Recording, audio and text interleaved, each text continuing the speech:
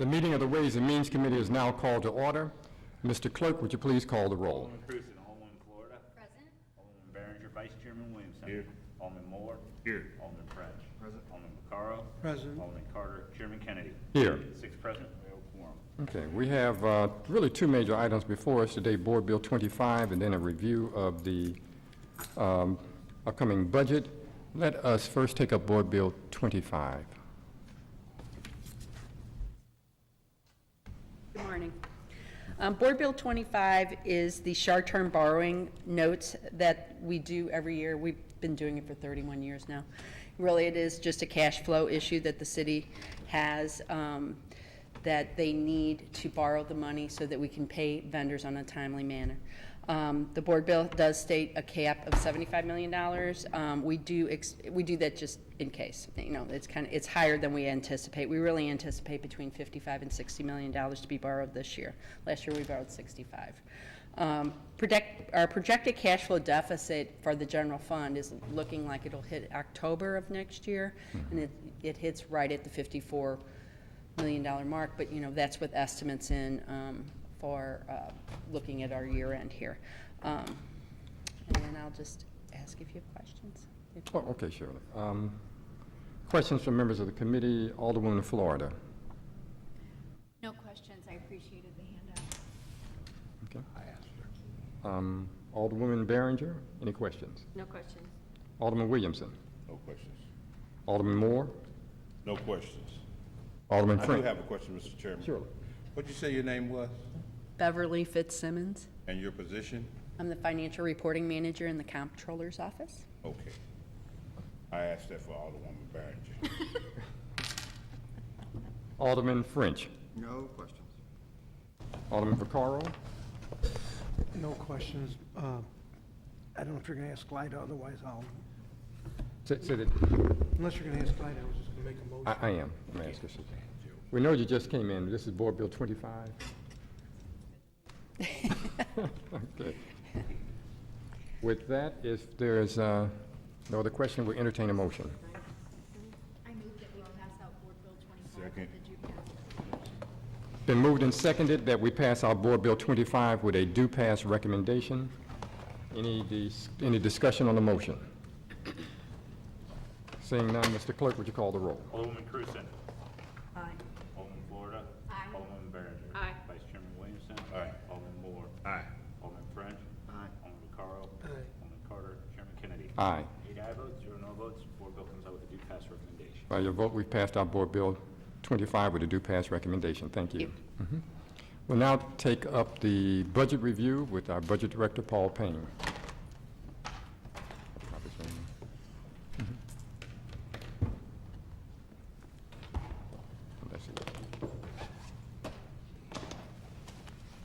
You don't need this, you already went over there, right? You don't need that, did you? What was the same? Everybody, I said, oh yeah, we're fine. Okay. Right now, we just need, oh, he has copies. That's all right, we'll use them tomorrow. And this other stuff. And we use that later. Get ready to feel the pain now. Yeah. Did I need this? This for the- I got the page. This is- Thank you.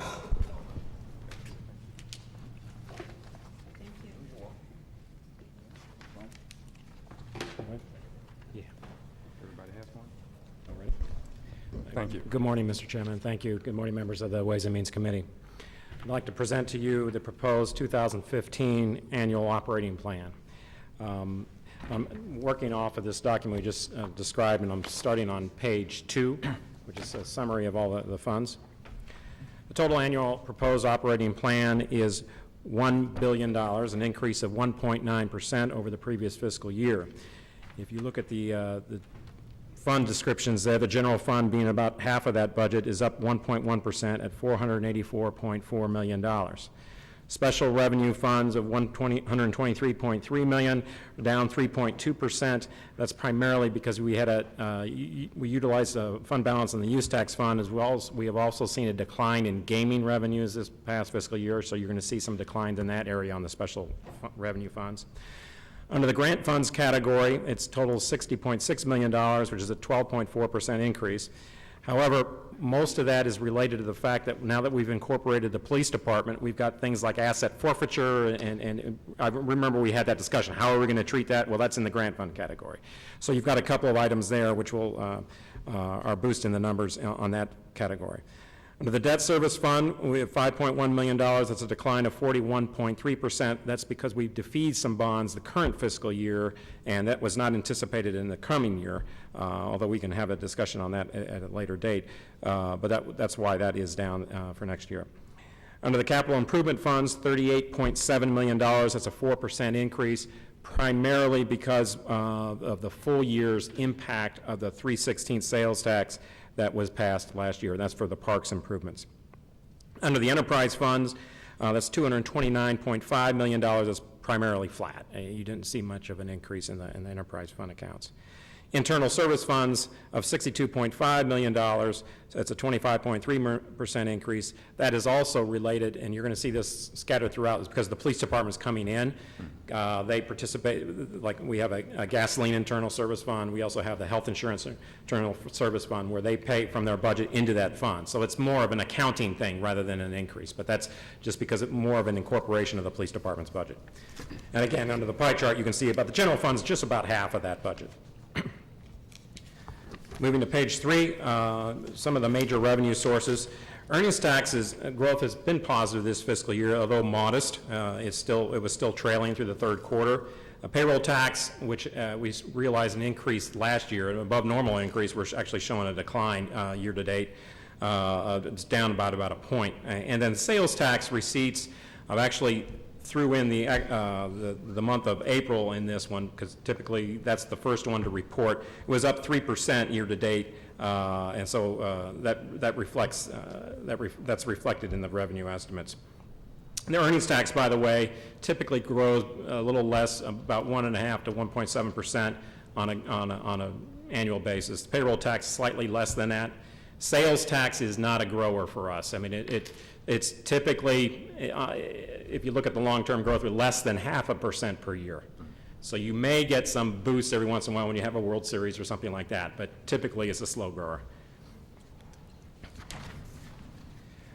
Going to page 4, this is just sort of an illustration of what the budget gap typically looks like and when you start out with the budget. We received a preliminary budget request of about $23 million over revenue estimates. And after that, we ended up with about a $10 million gap, just getting rid of some of the discretionary type things. And this is an illustration of that. If you take this year's revenue estimate, 479.3, we're currently slightly under that. We could still make it, but we're trailing it by about $2.5 million. You throw in about 1.6% growth for next year, that gives you a base of about $484.4 million.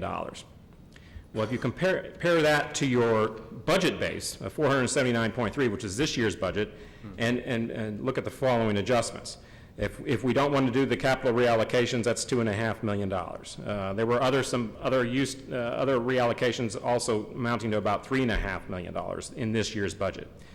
We've got some decline in some special fund revenues, namely gaming. That was one of the largest declines. We've seen about a 12% decline year to date. So that helps offset some of our capital fund cost.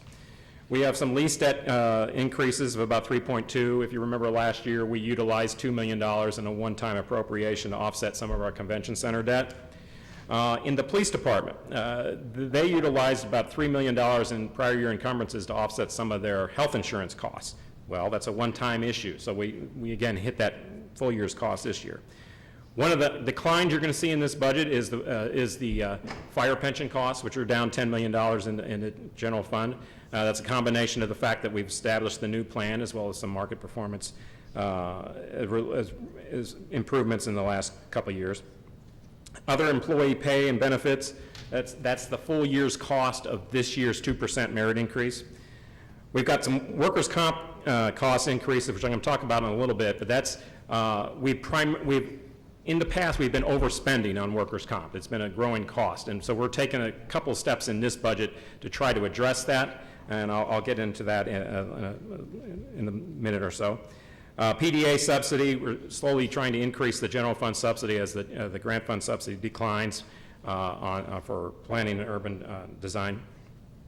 The election board, as you know, every other year, we have an off year and on year. Well, next year's an on year. So we've got 4 scheduled elections, so there's an increase there. Streets, you'll see a significant increase in their salt supply, simply because, as you know, we had a pretty severe winter. Corrections, inmate medical costs, they've just negotiated that medical cost increase, so you're going to see that in a big line item as well as facility management utility costs, which is an area that we've overspent in the current fiscal year.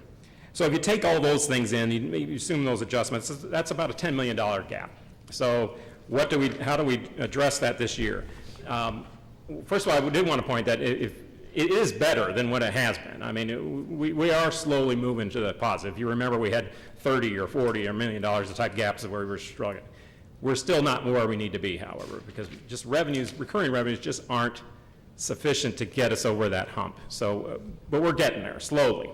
In budget cuts, we have about $4.2 million. That includes departments absorbing any pay increase the current fiscal year, as well as some initiative to reduce the workers' comp by 15% and miscellaneous cuts across departments. We are still doing some of the revenue reallocations that we've discussed in the past, including the half-cent sales tax, capital funds from wards and rec centers, and a portion of the local use tax allocations. And on the special fund balances, a number of those are actually declined this year, so we didn't have that option for this year for balancing. Moving to page 6, again, this is a focus on payroll costs, which represent about 75% of our budget. So any discussion in terms of how we reduce our costs almost inevitably have to incorporate payroll. In general employees, the FY15 proposed budget includes $2.3 million for the full year's cost at 2% merit increase.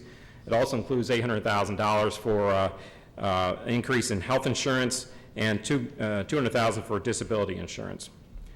ERS costs were actually declined by about $500,000 in the general fund this year. And as I mentioned, it does not include any increased allocation for pay increases, as assumes that as in the current year, any increase would have to be absorbed by the departments. Under the police department, this includes the full year cost, the FY14 pay and matrix steps of about $1.5 million, and a slight decline in their pension costs of about $300,000.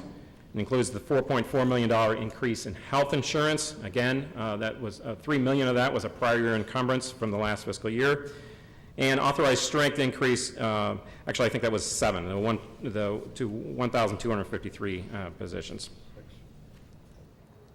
The fire department includes the full year cost of the FY14 pay matrix steps of about $700,000 and the health insurance increase of $200,000.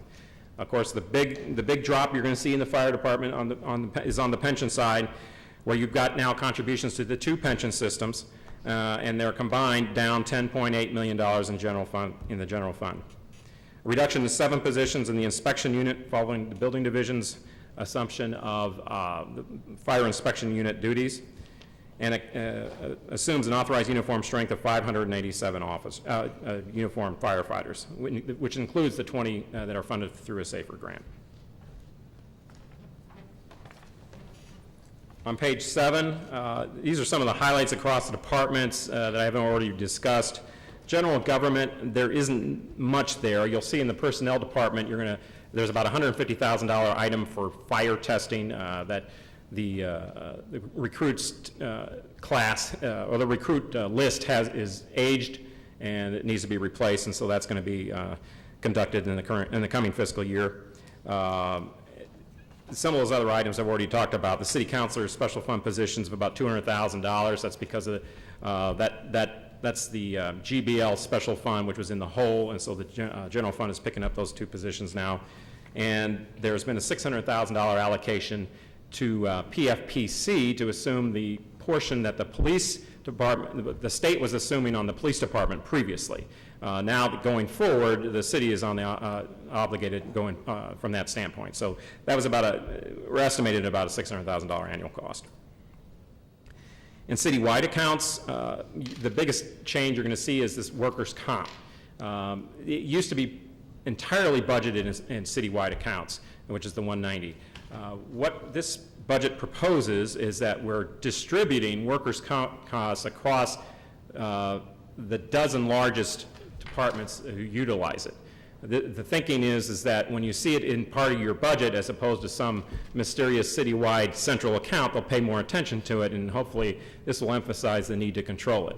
We've been overspending workers' comp by between $1.5 and $2 million in the last couple of years, and what this does is distribute it to the departments as well as target a reduction of about 15%. So Department of Personnel, the Law Department, as well as individual departments will be challenged to address the workers' comp costs going forward in the FY15. Under the Parks, Recreation, and Forestry, there is a $100,000 reduction in the forestry per performance in the current fiscal year, which is about what they spent in FY13. This also includes the shift of park rangers to the police department starting in the new fiscal year. Judicial offices, the biggest change you're going to see there is that the Office of the Circuit Clerk has been moved to the Department of the Circuit Court Administrator. So those two offices have been combined. In the county offices, other than the discussion I already mentioned with the election board election costs, there are some minor increases in the medical examiners' contracts as well as the recorder of deeds. In the street department, while I mentioned the fact that we've increased the line item for salt and replenishing that supply, we have taken some salary savings and eliminated some vacant positions. That was some of the tactics they used this year to get there, and so we tried to reduce the impact of the salt increase by doing that. Now, I will say that that sort of reduces their flexibility in the coming fiscal year as well. Under public safety, other than the fire and corrections changes I mentioned earlier, there's not really much else going on there. As I mentioned, the fire department includes the reduction of 7 positions related to the inspection unit, and the building division went up by 2 accordingly. In the Board of Public Service, there is an increase in utilities under facilities management. However, ESD's reduction in fleet supply, simply because we did buy some new equipment this year, would help offset that increase. So those are total reductions of about $4.2 million. Moving to page 9, under continued reallocation of special revenues and balances, under the half-cent sales tax, we are still doing the reallocation of the $2.5 million from the Ward and Recreation Center accounts. The Ward account will, although that still is at 75% of its normal allocation, it is higher by about $500,000 this year, simply because, if you remember last year, we had a deficit in the sales tax account, so we had to absorb that. Well, this year you got a slight surplus there, so it's not going to be, you're not going to have to make that up this coming year. So you'll see an increase in the allocation there. The Forest Park Fund still includes the $610,000 in Forest Park utilities to be charged to the Forest Park Fund. The half-cent sales tax, public safety, still includes a subsidy for the drug court of about $312,000. And we still have $2.5 million in reallocations from the affordable housing funds and building demo funds of the local use tax. And those reallocations in total, $5.9 million. If you look at the special fund balances, you can see most of those were in the negative territory, so they did not help us in terms of balance in the budget this year, other than the sales tax, which was a slight increase.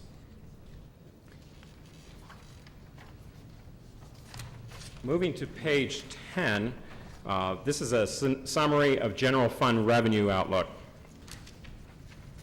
Under the earnings tax of $156.1 million, that's a 1.8% projected increase.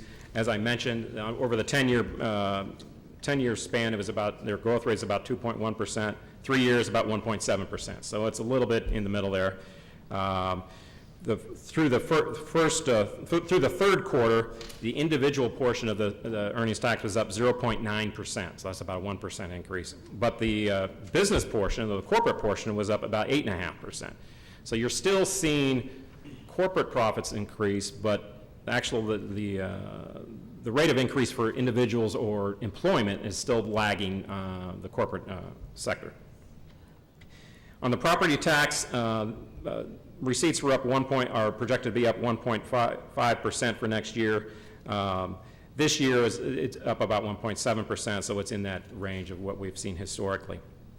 Under the sales tax, actually, when you throw in the fact that the month of April, it was outperforming the current year's budget. Again, but this is not a growth tax. It is 10 years is about 0.3% growth rate.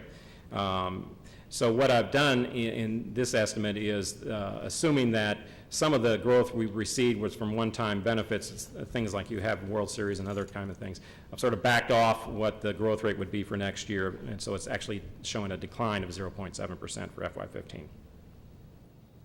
Under the payroll tax, again, estimating at $36.1 million, it's a 1.5% increase, which is pretty much the historical norm, just slightly trailing the earnings tax. It's a separate base.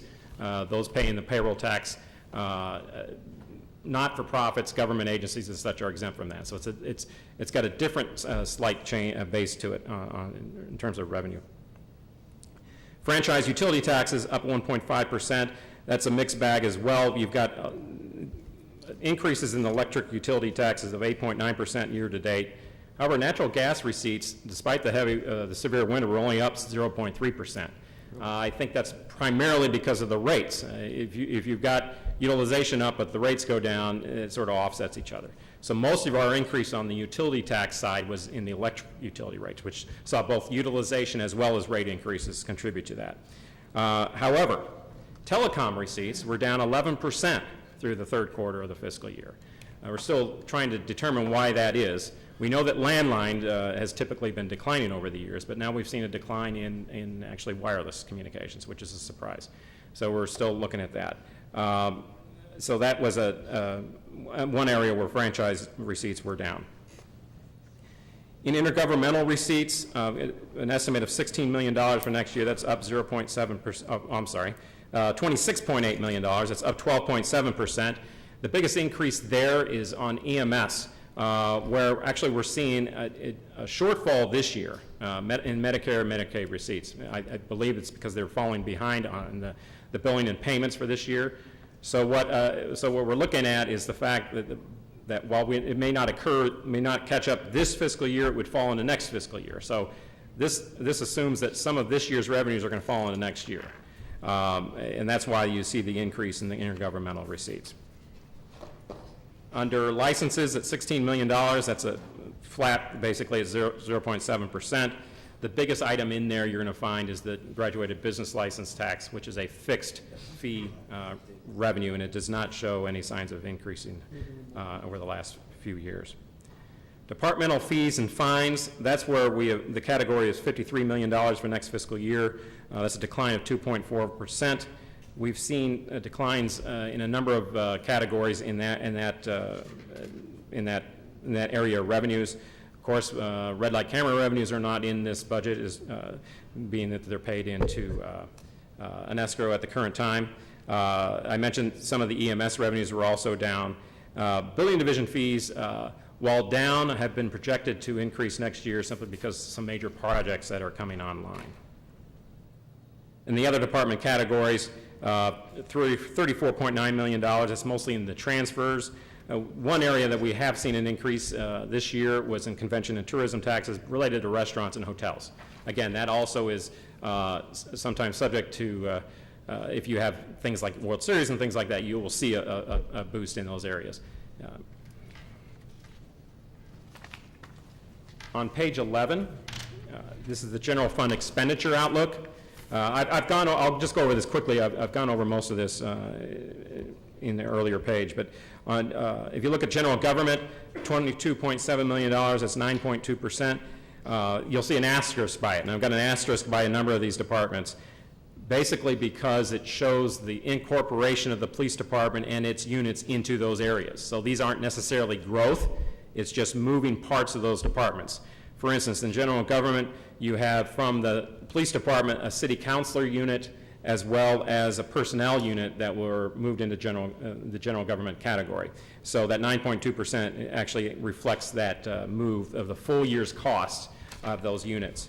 You will similarly see that in a in the Parks, Recreation, and Forestry, which reflects the move of the Parks Rangers to the police department.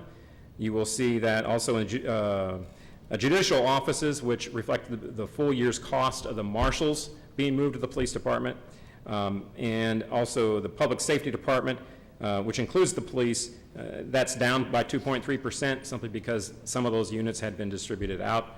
And then the 8.8% increase in the Board of Public Service is because, again, you've got the full year's costs of both facilities management and equipment services from the police department moving into BPS. And in the, one other item, a non-departmental item, that decline of 3.6%, that's primarily because of that workers' comp item I discussed earlier that's been distributed to the department accounts. So there's a lot of movement here that's not necessarily increase or decrease, it's just how it's being reallocated because of the assumption of the police department. And, but overall, the budget's up 1.1%. Moving on to page 12, this exhibit highlights changes in the special funds. Under the local use tax, the receipts were up 7.2% year to date, well, but that was expected because of the new 3/16 sales tax. So it's tracking at about $30.1 million, which is slightly higher than estimate. The budget, however, is $32.5 million, which is down $1 million because the FY14 included a prior year fund balance. The local use tax budget includes the reallocation of $500,000 in affordable housing funds, but however, the affordable housing program still remains funded at $5 million with funds released from prior years. Building demolition funds remains at the reduced allocation of $1.5 million. The health department, which gets most of its local operating funds out of the use tax, is up 2.3%. It realigns a number of positions, but and it's got a focus on communicable disease and family health. In the lead and building demo funds category, I called the attention to this a number of years ago simply because this had been gone to deficit in recent years. The fund, through the building permit revenue, the certificate of inspection fee brought the lead remediation fund back to a surplus. So that fund has been addressed through the additional revenue from that ordinance. Building demo fund, however, still remains in negative territory, and it's continuing to receive $500,000 from the use tax to alleviate that situation. The gaming fund, I mentioned earlier, revenues were down 12% through the FY14 third quarter. And so what that does is, well, that brings, first of all, the total revenue to $7.4 million, or down $2.7 million from last fiscal year. So basically what you're doing is making up for not only the $1.4 million shortfall in revenue this year, but then your next year base is also $1.4 million less. So that's a double hit from the gaming fund. And the CNT fund continues to retain funding for sister cities at $75,000, and Grand Center, which I should say that's $90,000. That was an amendment at the ENA, a $90,000 subsidy for Grand Center. Not 60. Under page 13, the proposed capital fund, the total capital fund budget is $38.7 million. Again, that's an increase of about $1.5 million, primarily because of the full year's impact of the 3/16 park sales tax. If you look at the categories, the largest sector of that budget is for debt service of $22 million. And that's how we pay for the Justice Center debt, the civil courts debt, juvenile debt, all those other debt service items. Other citywide capital is about $450,000. Includes $300,000 for miscellaneous BPS repairs, as well as $150,000 for information systems to address their miscellaneous repairs.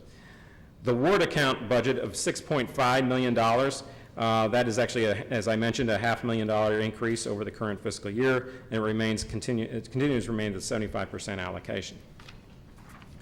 Major and neighborhood parks, again, that's $7 million, which includes the allocation of the full year's allocation 3/16 sales tax. And rec centers is not receiving an allocation as in the prior year. Most of the police department, well actually all the police department allocation of $1.7 million is also allocated towards debt service. On page 14, personnel changes by department, you're not going to see much of a change. Overall, in all funds, the total personnel was 6,692, which is an increase of 7 positions. The general fund at 5,038 or 5,035 was down by 2 positions. Oh, wait a minute, 41. That was down by 2 positions. Special funds up by 1, and enterprise and grants 3 and 5 respectively.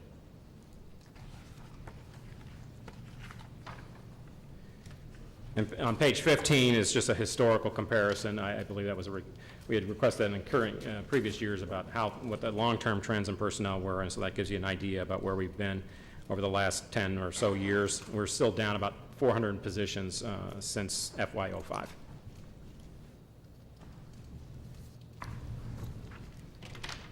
On page 16, this begins a discussion on pensions.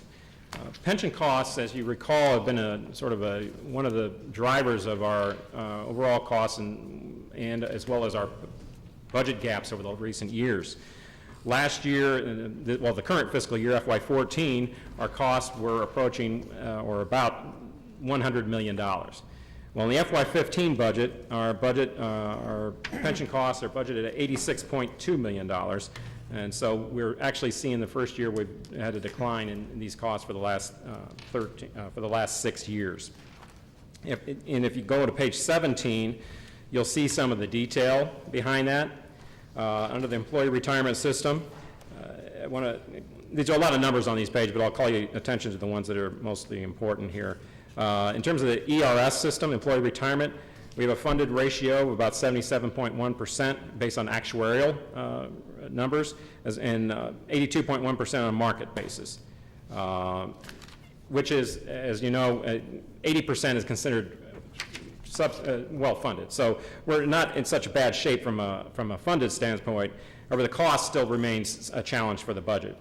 The $34 million cost is about a decline of $1.3 million, and it's about $7,600 or $7,700 per individual member. Under the fire retirement system, well, let me jump to police real quick. Under the police retirement system, we have 78.5% funded ratio under the actuarial basis, 80% on a market basis. It's a $35.7 million cost, which is a decline of about $300,000, and it costs about $27,650 per individual member. Under the fire retirement system, we now have 2 fire retirement plans. One was the old FRS, which has been frozen. It's almost entirely funded, 99% on an actuarial basis, 106% on a market basis. Its cost, the contribution to the system would be about $1 million, and of course, it still has some debt service outstanding of about $6.5 million, so that's a total of $7.5 million. The new fire retirement plan, the contribution next year is $8.9 million. So combined with those 2 systems, that's $16.4 million, which is a $12 million reduction. And that works out to about $26,471 per individual member. Now, I should point out that this reduction is comprised of a number of things. One, it declined by about $3.7 million just due to the fact that the market improved. So you've got some of that recognized in there. The fire retirement system is particularly smooths that only over 3 years. So the impact is greater because it's either you have a decline or a gain. It's realized in a shorter period of time. Also, you had about $3 million related to the fact that it's a new plan. So we realized some savings just because we changed the benefits, which is an actual realized savings. And then there was about $4 million simply because the old system was still using EAN. Well, the new system uses EAN. The old system was still using the old FIL method. And so while that is not an actual savings or a cost reduction, it is reflected in this number. And finally, on page 18, a summary, FY15 budget, about $1 billion, which is a 1.9% increase over the previous fiscal year. It's a $484 million for the general fund budget, up 1.1%, which bridges the $10+ million gap. Includes $4.2 million in expenditure reductions, as well as $5.9 million in revenue reallocations. The total reduction of there's 5 positions that we had, which is a net increase of actually 7 positions in all funds. While attaining the longer-term balance, again, we still have some of the long-term challenges. Basically trying to get to a point where recurring revenues meet recurring expenditures without resorting to one-time measures. That tends to be an elusive goal. Continuing to restore our reserves. Continuing the pension reforms, we've realized some gain from that in the current fiscal year, and we need to continue that for all 3 systems. Incorporating the police department, operations city government, this will be the first full year we've done that and going forward, and we're still looking to realize savings from that. And then the financing of our long-term capital needs, which is not accommodated through the limited funds we have, and actually that's a separate discussion we can have with on bond issue. And so with that, that's a presentation, and I'd open it up to any questions you may have. Sure. Questions from the committee. Alderwoman Cruzen. Yes.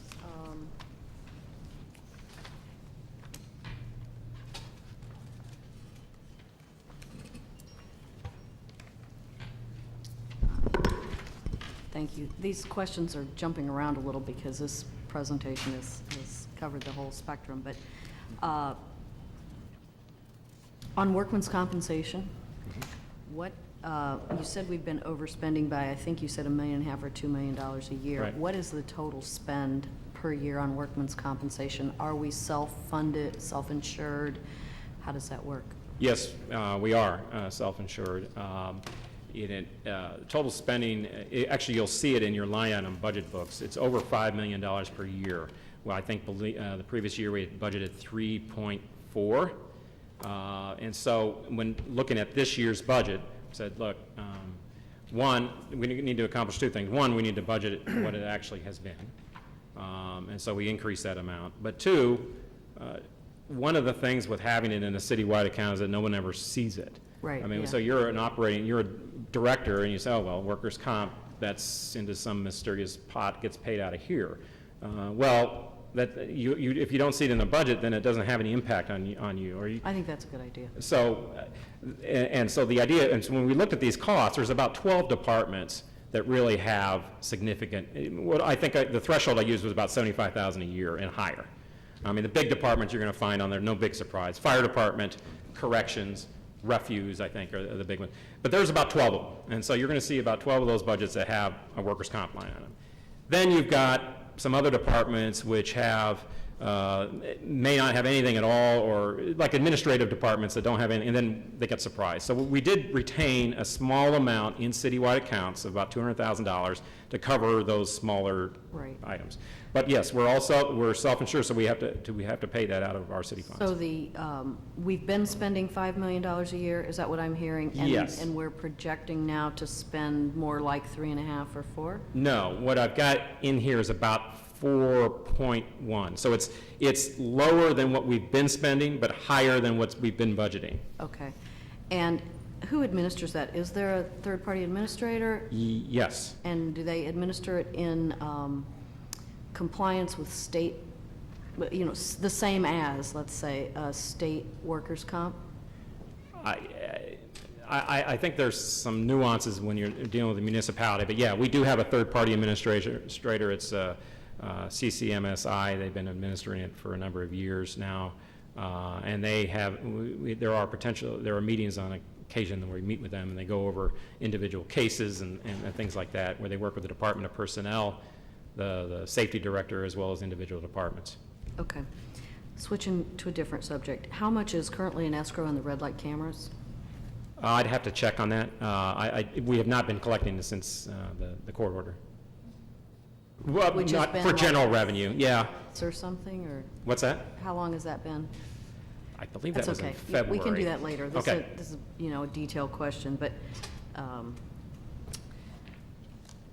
we are still continuing to issue red light tickets, though, am I correct? That's on my that? understanding, yes. Okay.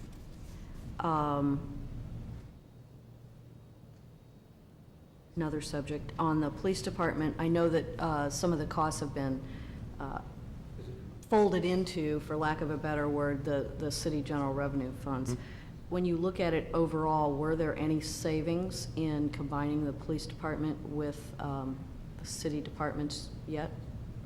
I have not seen anything that would be a magnitude that would Okay. stand out. Okay. But I will point out. At this point, it's a combination. Yeah. As opposed to. And thank you, that reminds me that we're still carrying those out as separate units. So if you look at the budget, Okay. at personnel, you will see personnel's regular budget and then personnel's police see. unit. So you will still be able to compare those. Okay. EMS billing, I noticed the revenue is down pretty good in that category, and I think you mentioned that that's because of a billing and collection Yes. issues. What is happening? I mean, that seems like something we ought to probably do. Right. That is it's currently being collected by a private contractor. If you remember, over a year ago, they were utilized for collecting bills, and we exceeded estimates last year, but this year, I noticed through the third quarter, we were down significantly, and I brought that to the attention. Well, actually, when we had our budget meetings, the Department of Public Safety, they've had a number of meetings with that particular contractor, and they've actually fallen behind on getting the collections up to date. My estimate, I think they were like 3 months or so. That doesn't mean you don't receive the revenue, but it means you're not going to, but they're not going to, the likelihood of receiving that revenue in the current fiscal year was significantly diminished. So in consulting with them, I said, well, one, that needs to be resolved, obviously, but in terms of putting the budget together, I assumed that there was going to be some catch-up this fiscal year of about a month or so, but then in adjusted next year's revenues to reflect that should be more than a year's worth of collections in the next fiscal year. So I think if you look at this year's revenues, you're going to see something like $7 million or so, and then next year you're going to see like 11. Okay, we can talk more about that when we get to that specific budget. On the pension slide that you have here that shows the percent of funding as compared with market value, that would be market value as of? As of 10/1/2014. That's of the plan year. 10/1/13. Market value. Oh, yeah, yes, I'm Not sorry, to yes. Yeah, right, 10/1/14 yet, right. okay.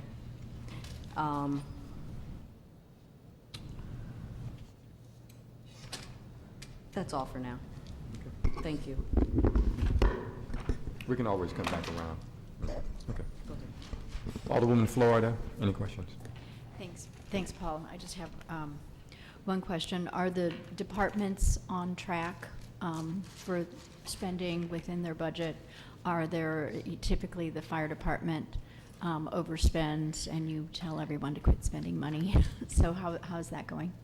The fire department's a little improved since we last discussed it. I would still say they're still over about $1 million, Million? 1.3. But the one area what I did want to bring up in terms of spending is our snow removal efforts this year. As you all know, that was a pretty heightened effort.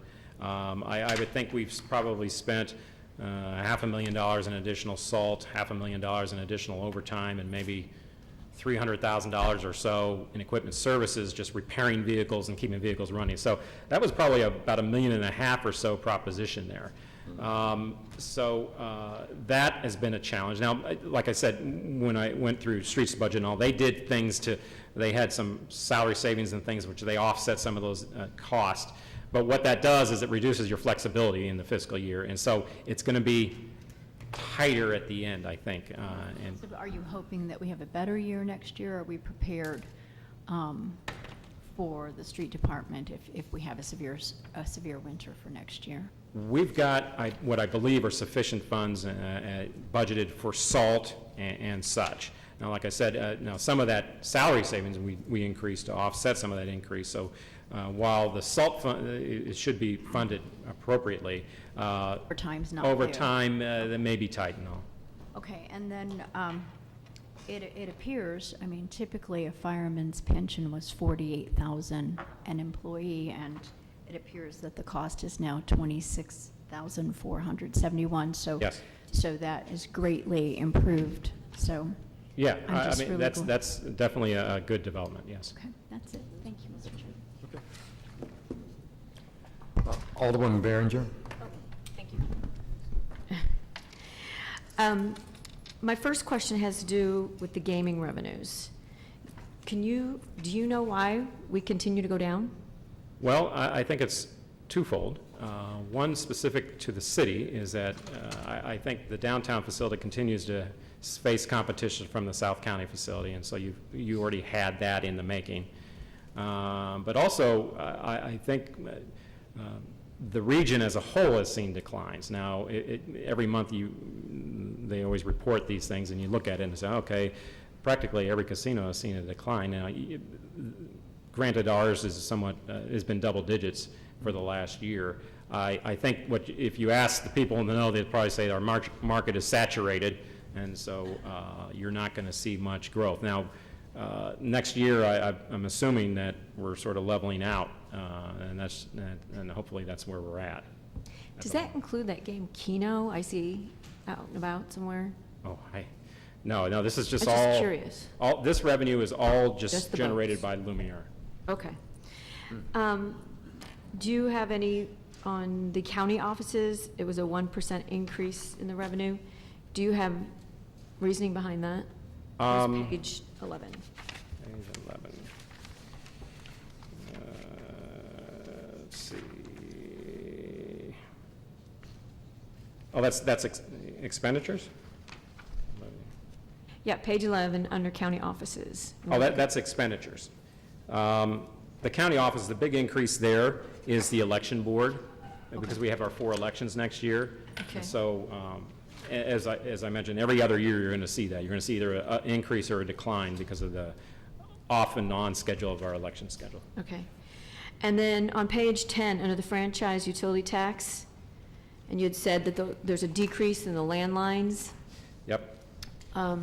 I looked at my cell phone bill, and I'm getting killed on state taxes. So are we not in there on the cell phones? We are in there on cell phones. I think that's what's surprising is that while everyone expects the landline side to decline, the cell phone has been growing in recent years, although, again, through the third quarter, it was down over 11%. And so I haven't gotten anything, the controller's office usually follows that, and I haven't gotten anything in terms of detail about why that would be down so much, but we're looking into it. Okay.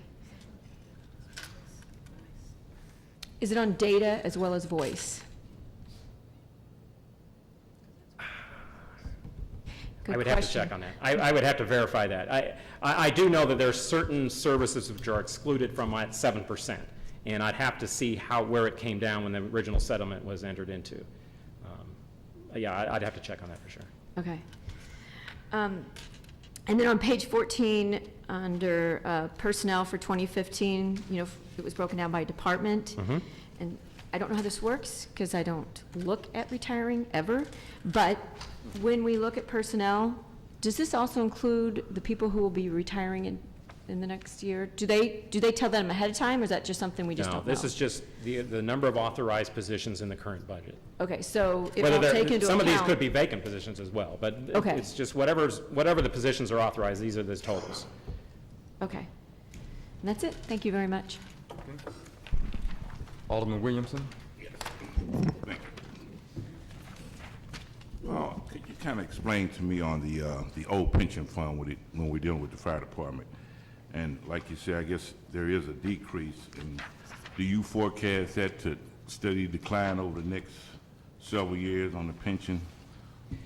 Or will we anticipate any increase like we've had in the previous years? I think what you're going to see, and this is probably true for all these systems, is that if you meet and this is the big if you meet your assumptions, which for the various plans can range from 8% return to a 7.625% return. If you meet those, currently, you should probably see small declines in the 3 systems going forward, simply because the loss years, as I mentioned, you smooth those losses out over a number of years.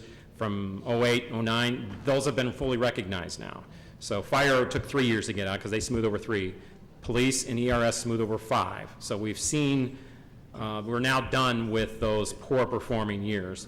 And so as long as you meet your expectations, you should begin to see slight declines going forward. Now, for instance, with police, that's still a pretty high number, and that's still crowding out other things you'd like to do. But again, I guess the big assumption is that you're going to meet your assumptions. And we're now in the 5th year of an expansion, and you wonder if the market goes the other way, you're going to see a return to the increases. So what happens to that $7.5 million in the old plan? What is it doing? 'Cause Under fire retirement? right. Okay.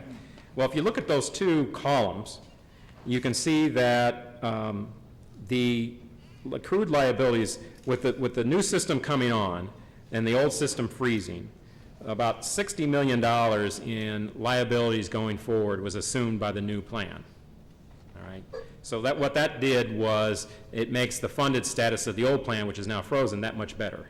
Because now the new plan's assuming those growing liabilities.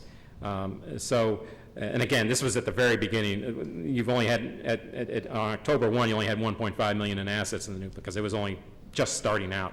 The part of that old plan is going into the new to pay for some of the costs. Yeah, and also there was a settlement this year between the two plans about the amount that was paid. So the old plan is going to be paying the new plan about $7 million.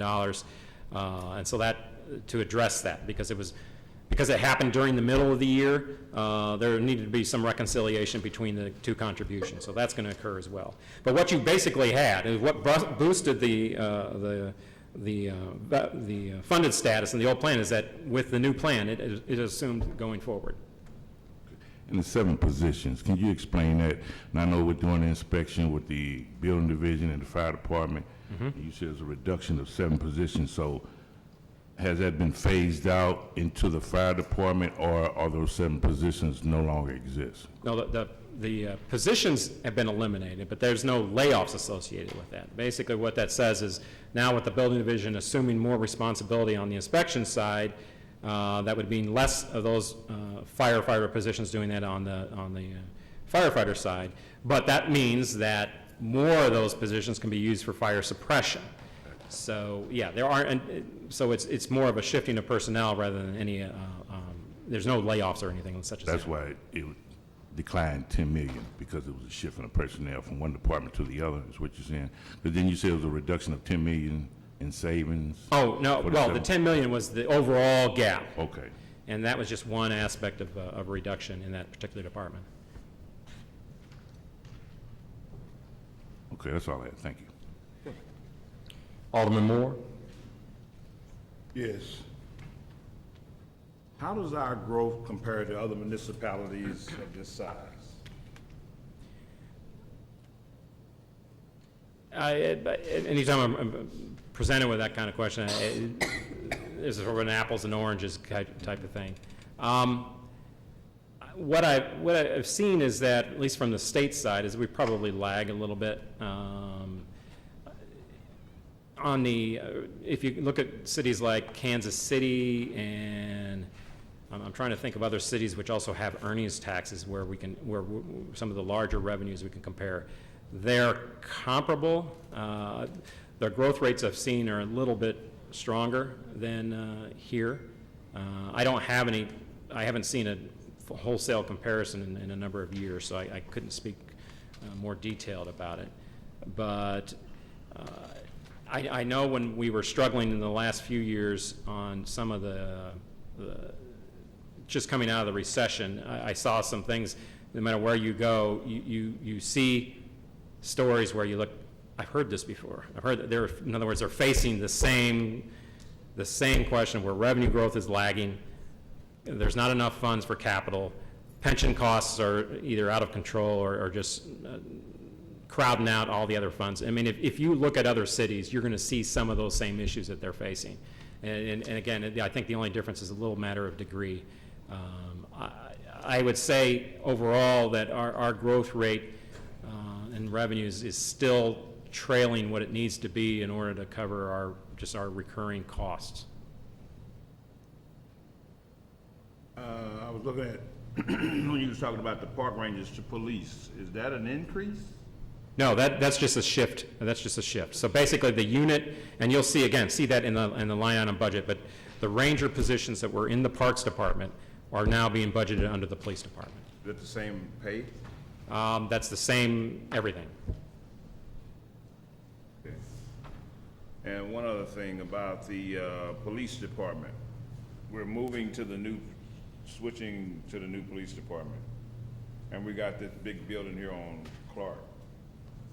What happens to that property there? Do we sell it to make up? Well, ideally, you'd hope that. Now, there are some issues with having to close it down. One, they're going to have to address, and I think this is one of the items they had expressed as a need on the capital fund side. There's some communications equipment over there that ultimately needs to be relocated. There's a property unit, I think those are property that's utilized in criminal investigation and such, that is in, I think, the lower level of that building, which will have to be relocated as well.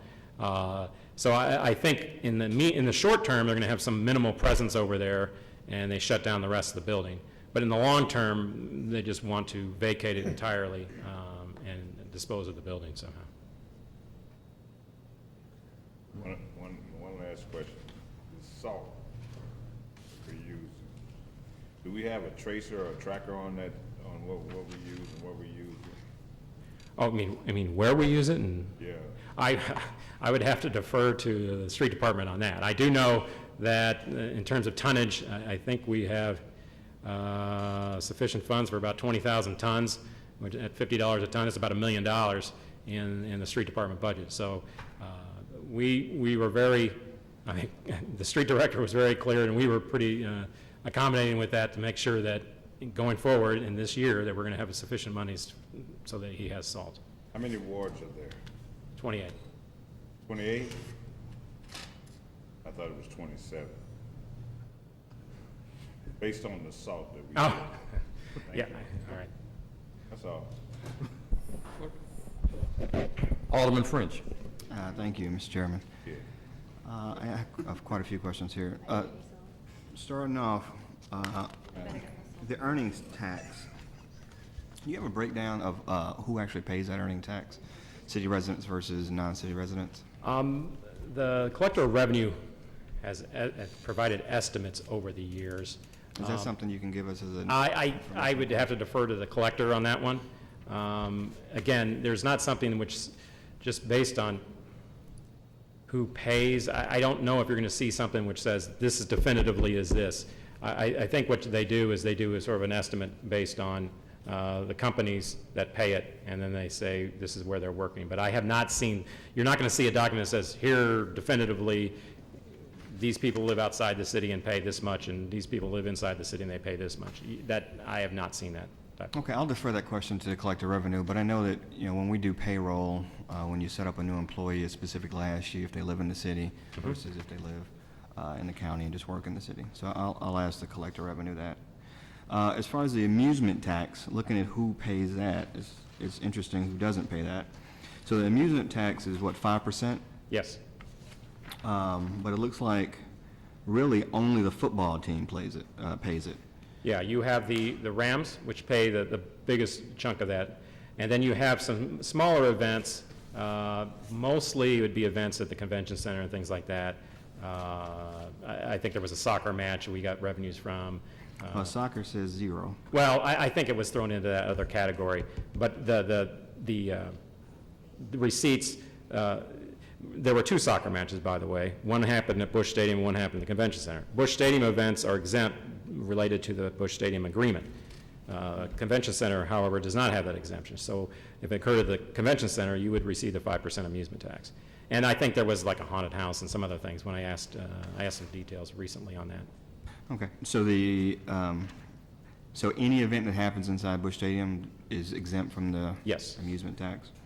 I see also hockey is exempt. Yeah, any event which occurs in Scott Trade as well. There was a separate ordinance which exempted events there related to the Peabody development of the Opera House. Wrestling, boxing. Yes. So is there any estimates of how much that costs us? If you go back historically, I would say Cardinals games were worth about $4 or $5 million. I mean, that's going back probably about 10 years. That exemption kick in? Well, it kicked in with the development agreement related to the new stadium. Okay. So taxpayers kicked in about $4 million a year on that? All right. So, is it possible for you to get us those ordinances that exempt these different organizations? Oh, well, yeah, they're related to the graduated business license. Yeah, that's easy. Okay, great. That's another information request. Or the amusement tax receipts, I'm sorry. All right. I was looking at the, I guess it's on page 11 here, police revenue, ticket violation fund. Is that where speeding tickets goes? Most of the revenue related to traffic violations is Traffic under violations. city courts. So those would be tickets issued by the treasurer's office? Tickets issued by the treasurer's office primarily go to the parking division. Those which are written by police officers would come into the city. And where would that go? Would that be in traffic violations? Yes. Okay, so I'm looking here, and it seems to fluctuate a lot. So in fiscal year 12, we had about 4 million coming in. In fiscal year 13, we had double that, about 8 million coming in.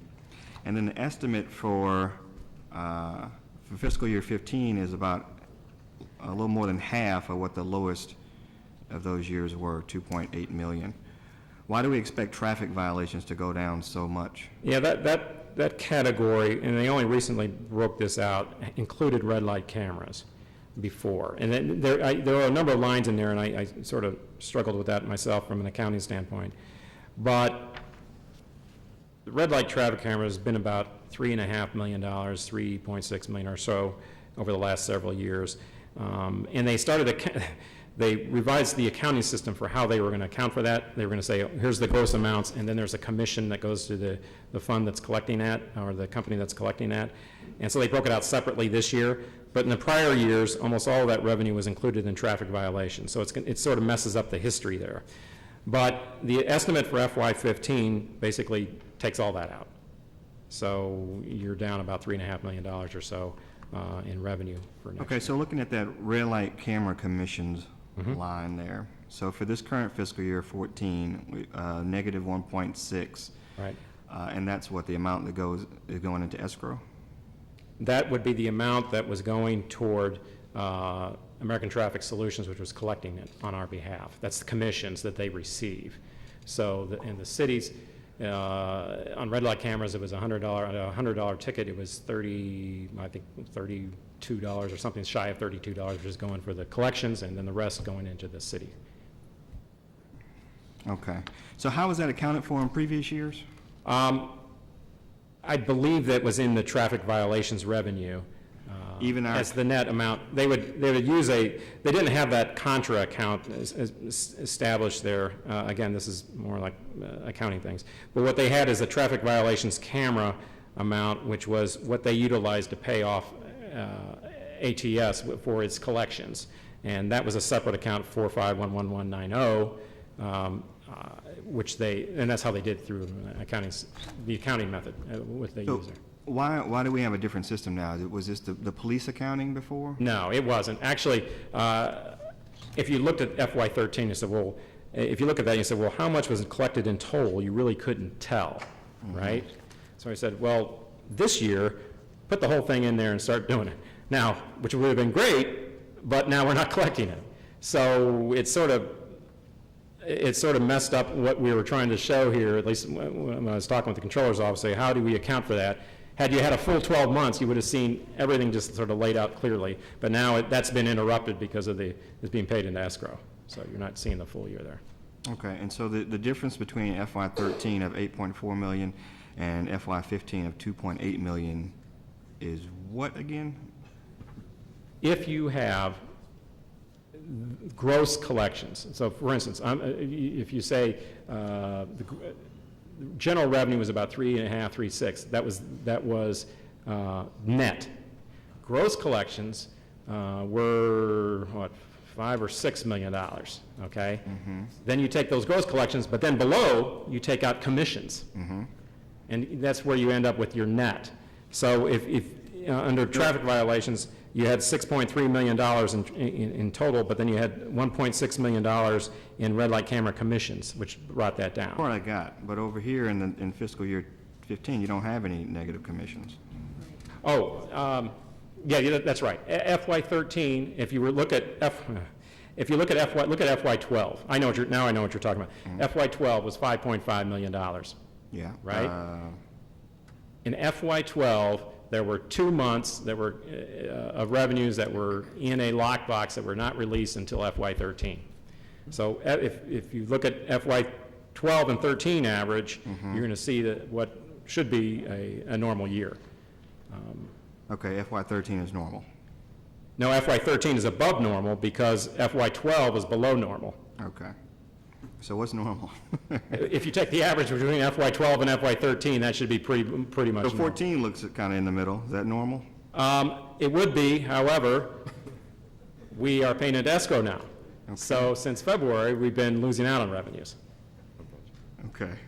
So, I mean, the only reason this raises, kind of gets my attention is just because you're talking about a big swing of, Yeah, but the big swing, the biggest swing you're going to see here is about from a full year to a full year is the fact that we are now paying red light camera revenue into escrow. And so it's not going to be reflected in this number. So that's $3.5 or more million in revenue. okay, so could that potentially be higher, though? So you have, your bottom line there is 4.6 million. Is that going to potentially be higher? Well, it depends on how that gets resolved. It could be, yeah, I would say normal revenue, probably somewhere in the 8.1, maybe, Yeah. if everything was resolved to where we were collecting it again, So that can potentially be an additional $3 million in revenue? Yes. If it's back to normal? if it got back to normal, yes. Okay. Where do lawsuits get paid out of? The judgment account, it's something we call Public Facilities Protection Corporation. It's a special fund which we fund by contributions from the general revenue. Is that, do you know an account number for that, or? Well, actually, we have a couple areas in the budget. What's it called again? PFPC. FPC. There may be some other minor contributions, but primarily it's the city councilor's budget, which has got an item for $2 million. There's a line item in their budget for it. And as I mentioned earlier, we also increased that by $600,000 related to the fact that now, rather than the state participating on a going forward basis, since we have local control, they would no longer participate. So we added another $600,000 in the police unit of the city councilor's office. So in total, it's 2.6 million. In total? In total. And you have 2 million of that under city councilor, and then, 600,000 under that, under the city councilor police unit.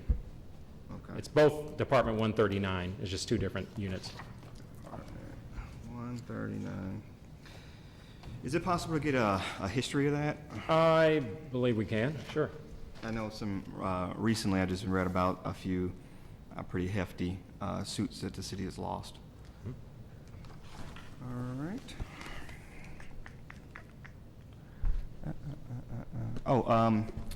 The new, under revenue, under the new arch tax, where is that? I don't see that. That is in the capital fund. It's a 3/16 sales tax, you'll see it as a source of revenue to the capital, the fund. Under capital fund? Yes. Oh, it wouldn't, it's included in the capital budget.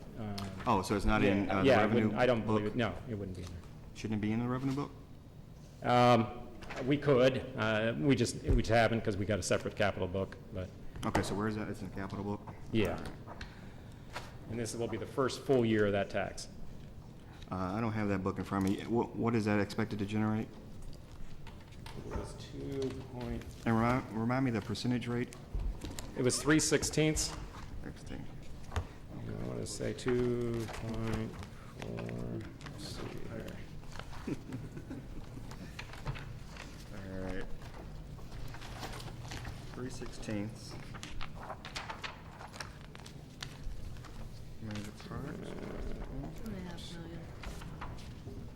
Big book. Page 92 and 93 in the capital. 92, 93? Right. Page 92, 93 in the The capital book, page 92 and 93, it's about 2.5 million, the two fund, the two parts combined. 2.5 million.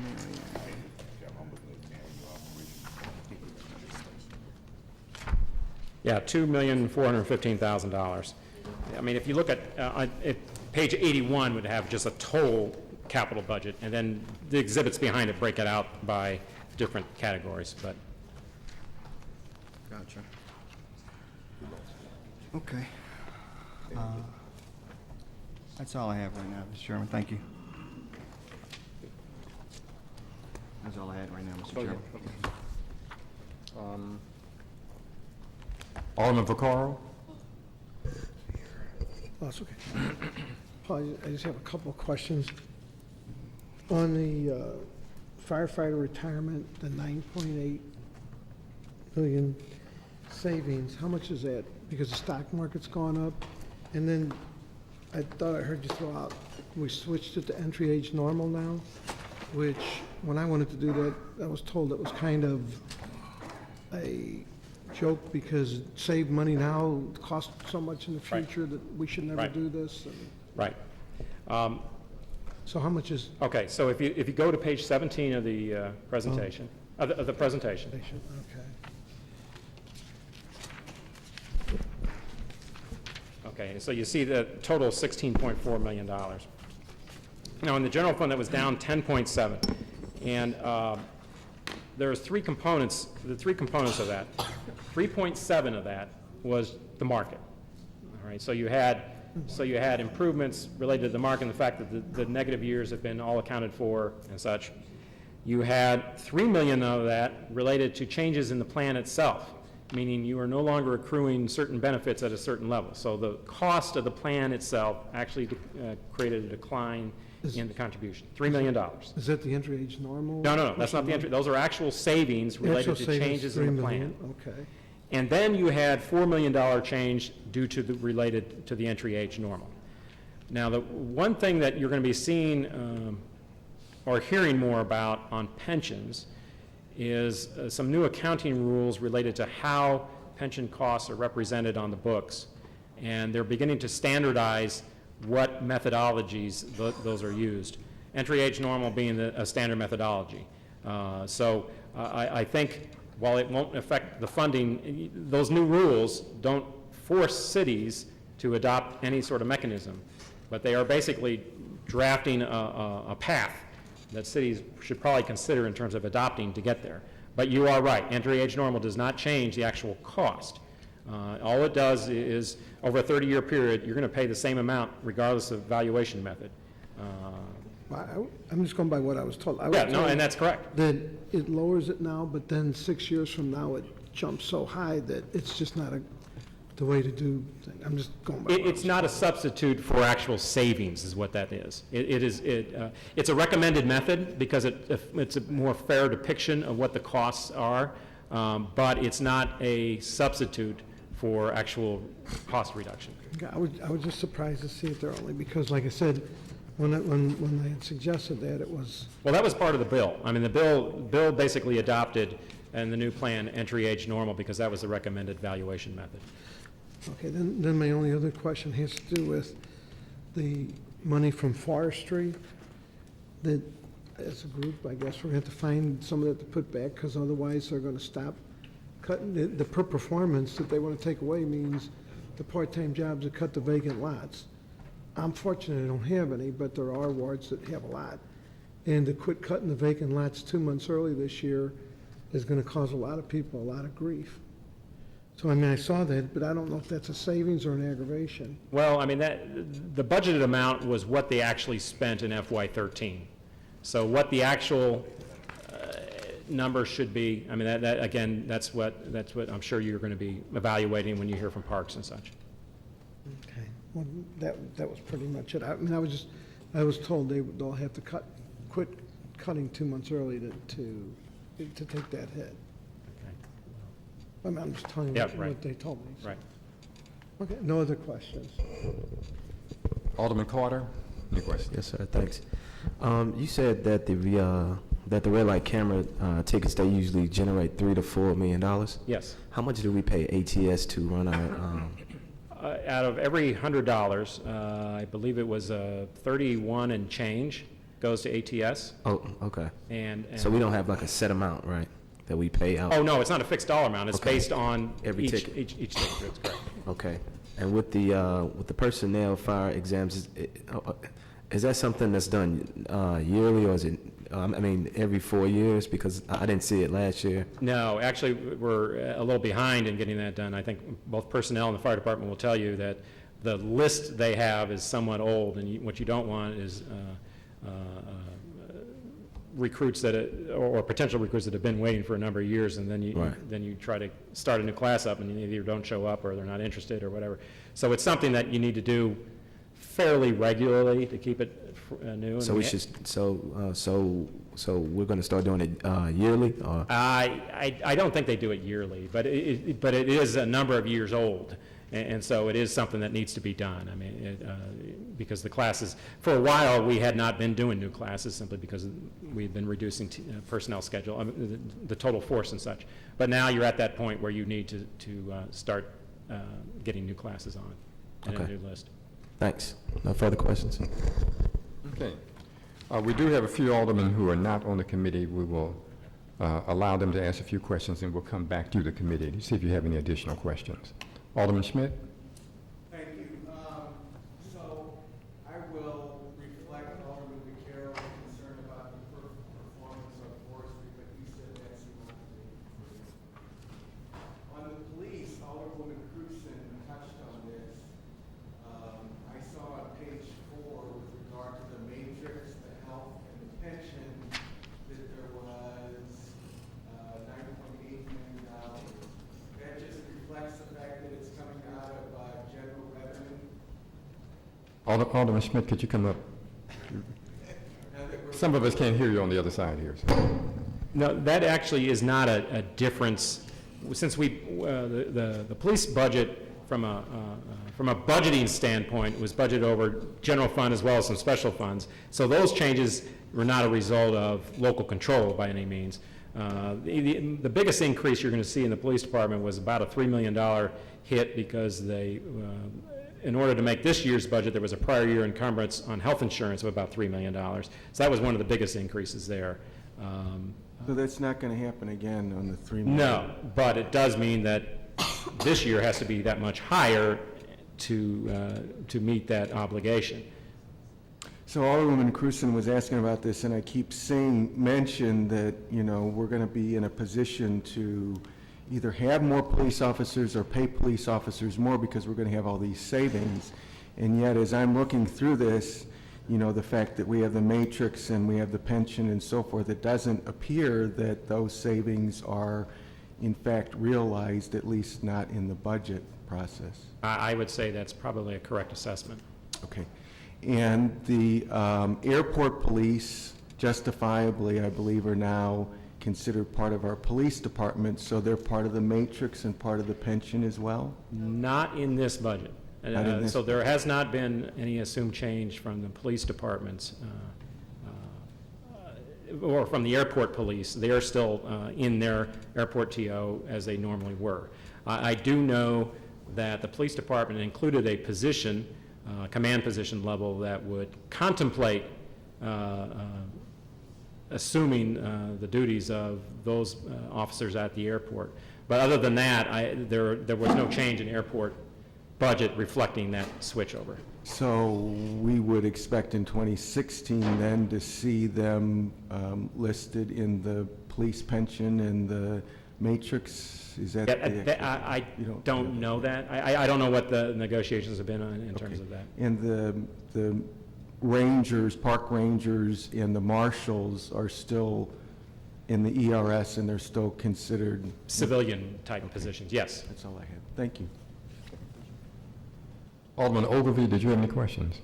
Okay, then we'll go back through the committee. Alderwoman Cruzen, any additional questions? No, not at this time. Okay. Alderwoman Florida? No. Alderman Williamson? Okay. I want to know, do you know if the morgue will be moving with the police department once they leave, you know, on Clark and go over to, I guess it's Olive, or that they're moving to the morgue department, move along with the police department into their new building? I have not heard that. And my second question is, what department do you find that most of your workman's compensation cases or from, is it fire department, police department? or- Yeah, I'm glad you mentioned police, because police typically have had that budgeted in their budget, so they do have a high amount, and they are high user workers' comp. Okay. But they were not part of that citywide issue I talked about before. The Okay, biggest so ones on that we broke out for citywide in order would probably be, I know the fire department was the largest. You would also have, I believe, corrections, both MSI and the Justice Center. Refuse was a big one. I mean, I can get that detail for you. Yeah, good, if you're I interested. appreciate it. Sure. Okay. That's all I had. Thank you, Paul. Alderman Moore said he didn't have any additional questions. Alderman French. Yeah, thank you. So when did the 316 sales tax start to be collected? October. In October. And so for the non-forest parts, the rest of the parks, those bonds haven't been issued yet, right? I believe they are closing, if not as we speak, but very shortly. So where is that revenue from that tax gone? That revenue is being allocated towards, well, all the parks revenue is being allocated towards debt service on the new parks bonds. However, because they were used as a sort of coverage for security on those bonds, however, there's about $900,000 in parks revenue, which will not be utilized because it's more than what was necessary to pay the bonds. So next year, in FY16, this is sort of in arrears, that amount will be appropriated as the ordinance specifies according to each the park allocations. So basically, when they were issuing the bonds, they were using that as a revenue bond, so that you used the half cent, that portion of the metro parks, and a portion of the 3/16. That was all allocated to the debt. The debt gets paid. What's not used for debt service gets released, and then that gets appropriated in the following year for capital improvements in parks. So right now, you're estimating that's going to be about 900,000? Next, if all the revenue estimates come out this year, you should probably have a beginning balance of $900,000 in those three sales tax funds for parks improvements. That's not tied to debt service. This year's budget, you're going to see most of it tied for debt service. Okay, but that won't be free and available to be allocated till next year? Yes, correct. Okay. Under the police asset forfeiture fund, first, another information request, please, if the chairman would allow. It'd be good to have the balances of all those different funds, such as that. Sure. So you have here budgeted about $3.1 million to be spent out of that fund. I'm not sure what percentage of the total funds that is.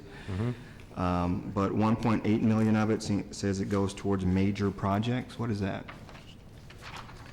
This is page 239. I would have to look at the detail. I mean, they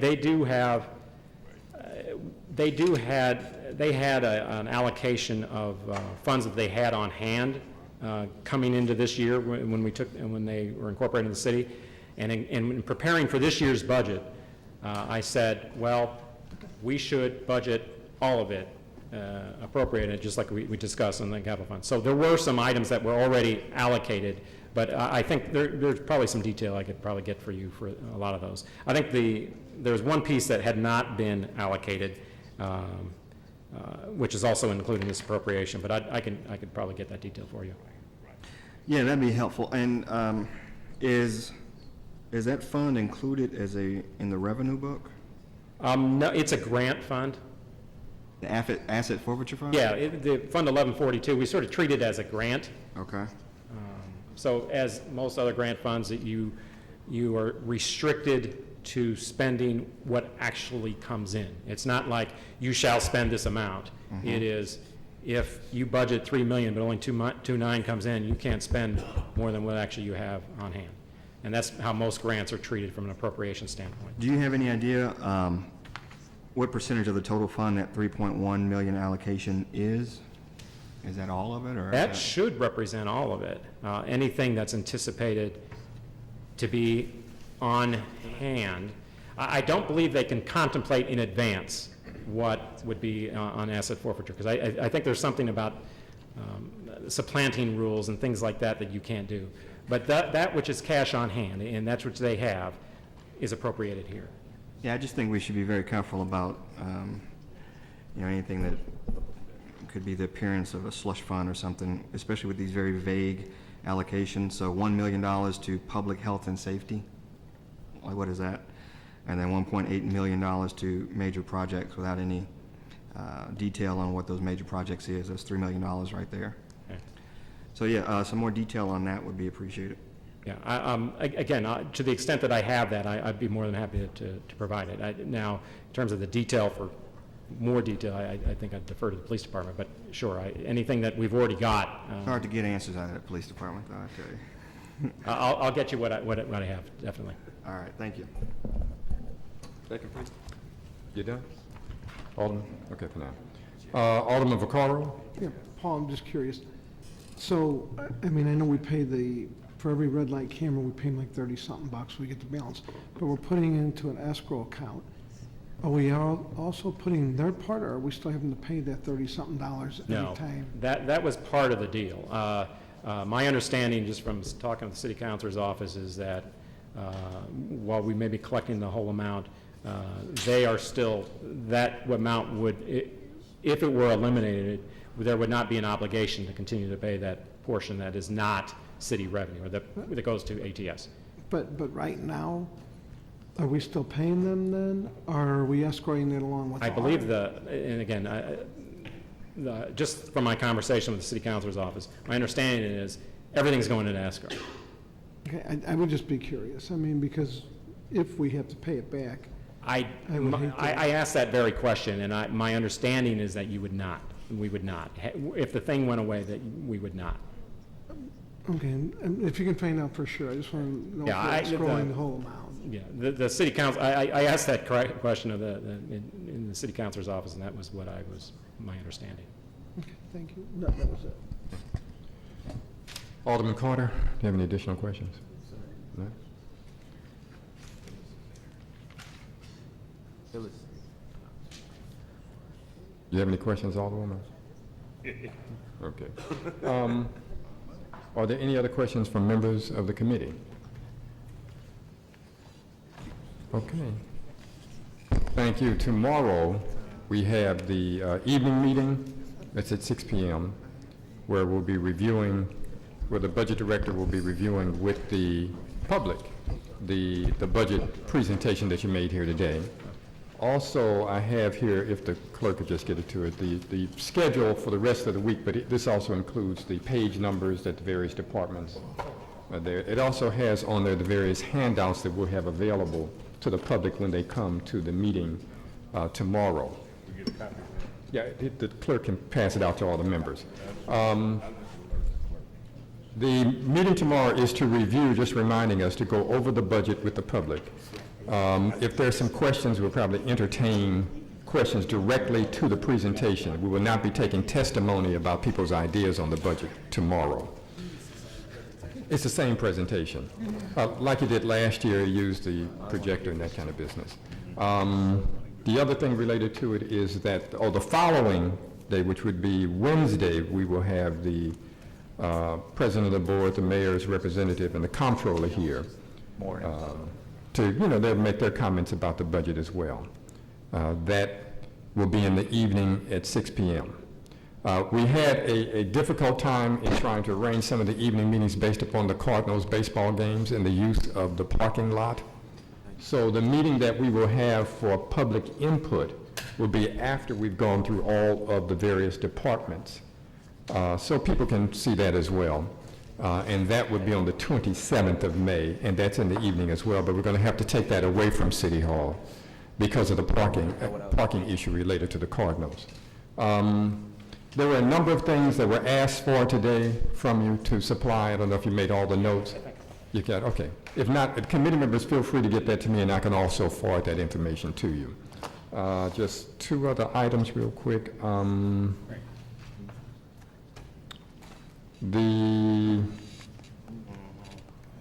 know that's quite a bit, so you already made your notes about what they're asking. And if I've missed anything, just let me know. Okay, so be sure if you have anything else to get to me, and I can send it to Paul Payne to get that information to us. So I believe that takes care of all the points that I had. So that'd be tomorrow, 6 p.m. here. Okay? You said you're providing dinner. Will you? Oh. If there's no other questions, then that completes our hearing for today.